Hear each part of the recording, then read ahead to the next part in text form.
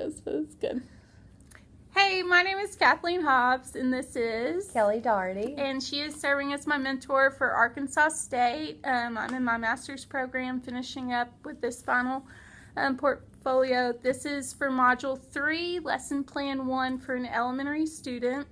And I did the first lesson for Katie, who was my target student. It was hitting her math goal to her IEP, and overall it's just how to use different sets of whole numbers to do greater than and less than and equal to signs. And so we did a nice little math lesson and got it all evaluated and everything. And so I do think it went very well. The kids were into it.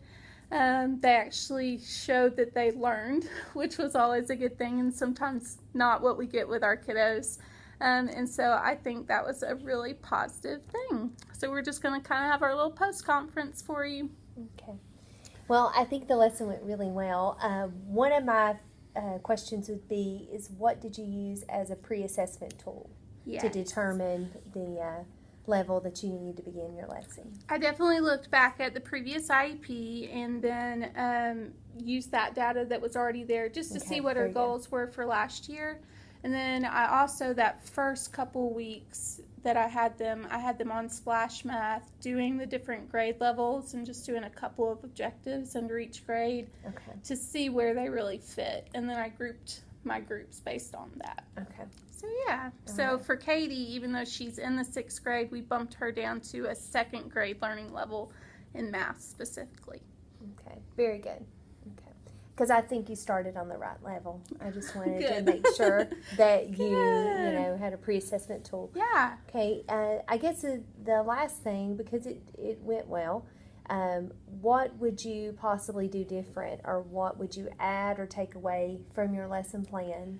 Yeah, looking back on it, so we did alligator and mouse faces for the craft, but that was the thing I would add, to do an actual craft for the math and incorporate the fine motor skills and different stuff like that into the math lesson, because they really liked the idea of the alligator chomping at the bigger number and the mouse eating the small cheesy number.